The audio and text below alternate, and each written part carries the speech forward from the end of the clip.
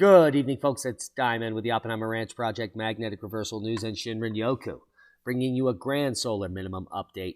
Tuesday, August 3rd, 11 p.m. Mountain Time, 2021. It's looking quite chilly across the U.S.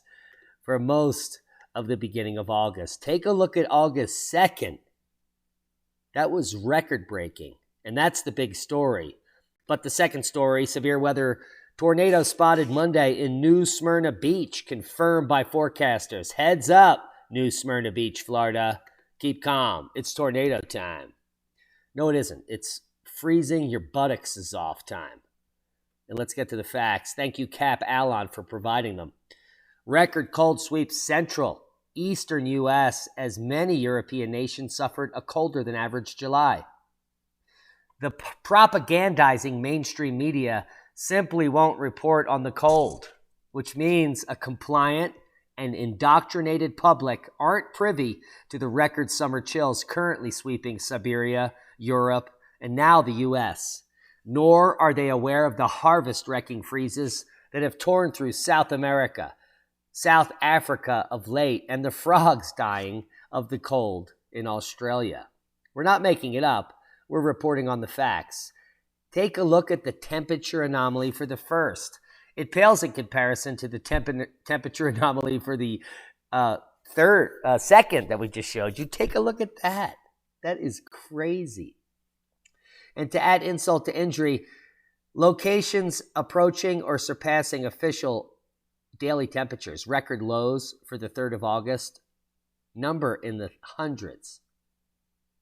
East, all the way in the central U.S., hundreds of records are being broken. And the mainstream, well, they are silent like crickets. And not only that, there is snow reported in Canada in August, right here. August 8th and 9th. British Columbia and inland in the prairies. Yet still in the mountains. No one. Crickets. As rain falls in the Four Corners region, ending the narrative of the drought in Arizona and New Mexico and Colorado, soon coming to an end. It will be dry in California for the next 2 weeks. Hello. And that's a heads up. But rain will eventually return, like all systems. And let's just walk through the temperature here. Here is Monday, August 2nd, 3rd. Record cold for 2/3 of the country. And that continues. Let's look at these nighttime temperatures on tonight. Record cold in northern Colorado, probably below freezing in some regions. It got down to 47 degrees last night here. Wyoming is going to experience record chills, as well as Montana, as well as the middle of the country here. Take a look at Illinois, and Arkansas, and Missouri. They're going to be chilly, as well as North and South Dakota. Say it ain't soda, but they will be cold. And let's just move this through the 4th. That cold pattern is going to exist with record colds happening here in northern Texas and Oklahoma and the Panhandle and northeastern New Mexico. Can you believe that? And it's going to remain record cold in many portions of the U.S. Heads up, top knot. It's going to be chilly August 5th in your region, Thursday to Friday. We might have to start covering the crops soon. And then the cold pattern shifts out to the northwest by August 6th. So the agenda, look at that. Below normal for most of the U.S. August 7th.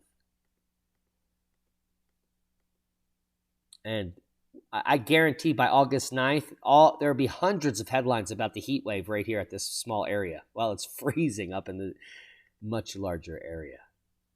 So this is a sign of the times. The media will report on this thin swath when just 200 miles to the west, record cold. We said it. We've been telling you that's how it's going to go. Now let's talk about the facts. Flash flood threats in the southeast and the Rockies. Holy macaroni. Time to pack that. Flash and small stream flooding threats linger across the southern Rockies Wednesday. Strong thunderstorms with heavy downpours may cause local flash flooding along portions of the southeast states into Thursday. Excessive heat will continue to impact the Southern California mountains and deserts in Arizona and Nevada as the mainstream cherry picks, well, what they report on. Notice how there's, well, no reporting on the rest of the... Anyway. Rare snowfall blanket cities across Brazil. Boom! And we have video. Hello, folks. I'm going to squeeze that box down there. Squeeze that box down there. And we do have video for you tonight. That is our plight. Heads up. I don't even know what we're using. We have new audio. We have new $70 headphones with mic. And the audio should be coming in spectacular because it doesn't get any better than what I purchased here. So, there you go. We also have our Pagosa Springs Farmers Market shirt on. Oppenheimer Ranch shown in the back. Now, the rare snowfall blanketing cities across Brazil is barely being picked up by the mainstream media. Some parts of the country are seeing snow for the first time in over 20 years. And it's threatening crop production specifically. Well, you know, the coffee. Antarctic ice extent is the second highest in recorded history. Another thing that's missing from the mainstream media narrative, the fact that the Antarctic ice extent is the second most prolific in recorded history. And the area, well, that doesn't disappoint either. For the last entire month, Antarctic ice area is the second widest ever recorded in history. All I hear is crickets. Well, actually, these are noise dampening, so I don't hear anything. Can you believe that? Seismic update. No quakes of note. Pretty normal activity worldwide. But we're worried about some of the activity happening way west here in Indonesia. So keep a close eye on for activity updates. Worldwide volcano news update. Fuego, Popo, Merapi, Chevaluche, Ducono, Reventador, Nevados de Chillán. Nothing special or spectacular. We do have some activity at Merapi as it upticks, and Semi-Sapochnoi volcano, which is quite regionally located near the massive earthquake that happened in Alaska just days ago. This one seems to have, well, it began its increase before the earthquake, and it's continuing its increase. The Alaska Volcano Observatory reported that activity at the volcano has been increasing during the past few days. The situation intensified in the past 8 hours. The elevated activity was also confirmed on local infrasound stations, indicating low levels below 10,000 feet above sea level emissions. That's pop. Boom. That's a boom. It's a mini boom. Recent effects from minor CME activity raises eyebrows. Well, I better thumb that up. We just put that out on Magnetic Reversal News moments ago, and it's a short video on some coronal mass ejections that, they incurred massive, a KP5 geomagnetic storm for 3 hours came from a non-event, and that's bad news. Check out the video for more information. Now we have a big announcement that we failed to tell you during our live stream the other morning, but the 32nd annual Crestone Energy Fair is happening during my birthday, August 28th, and I will be speaking for my birthday. For all you folks out there that show up to the Crestone Energy Fair, the topic of my discussion will be permaculture as a necessity moving forward. So check out that talk at the Crestone Energy Fair. Meet Alien Allen, Leah, and I the weekend of August 28th, 29th in Crestone itself. This is at 19,850 Camino de Oro in Moffett, Colorado. That's the official address. You can Google it through your Googler. But this is an annual process, an ongoing event. It's the 32nd annual event, the longest ongoing energy fair in the world. And we'll be there giving out free cannabis, free seeds, and just generally being awesome. So I hope you can join us for the weekend of August 28th, 29th in Crestone for the 32nd annual Crestone Energy Fair. We'll leave you links to the website, crestoneenergyfair.org, where you can learn more about the event. And big news, I happen to cop a few tickets for Leah and I. In just 48 hours from now, we're going to be going to Meow Wolf. There's my 2 general admission tickets. Now, if you don't know about Meow Wolf in New Mexico, it is one of the most insane art studios on the planet. And they claim that they have opened up portals into different dimensions at the site. And hopefully we'll be able to get some camera footage and record what is going on in this amazing place called Meow Wolf in New Mexico. Links will be below. La Ciénaga. And let's just make sure we're saying that right. Pronounced Ciénaga in English, after the Battle of Ciénaga. Now, the La Ciénaga petroglyph site is one of the most prolific petroglyph sites in the world that's still available to the public.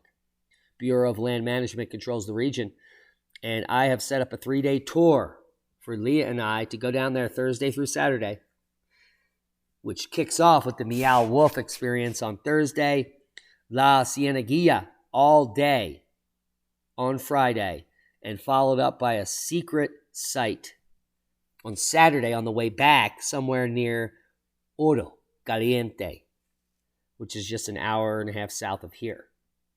All these petroglyphs are within 3 hours of where I'm sitting, and it's just one of the benefits of living in the most awesome, unpopulated areas in the entire planet. La Ciénaga petroglyphs, here's the map, lying somewhere between Santa Fe and Antonito. Well, actually, it's not. It's Santa Fe and... well, there they are. They're just south and west of Santa Fe. And that's where we'll be on Friday. Learn more about the Battle of Ciénaga and get up to speed. Pronounce Ciénaga in English, which means small swamp. So I imagine there's a small swamp there, or was at one time. It was an engagement in the Jicarilla War involving a group of Jicarilla Apaches, possibly the Ute allies. And the serendipity of that is that the Three Canyons permaculture farm where I'm speaking to you from is adjacent to the corner of the Jicarilla Apache Indian Nation. It actually attaches to our property for quite some distance. Now, these Jicarilla Apaches are badasses. Possibly they're Ute allies, and the Americans' 1st Cavalry Regiment on March 30th, 1854 got into a battle near what is known as Pilar, New Mexico. The Santa Fe Weekly Gazette reported that the action was one of the severest battles that ever took place between American troops and Indians. God bless their souls. I wish they still controlled the country. I wish they were still in their native state, but times have changed.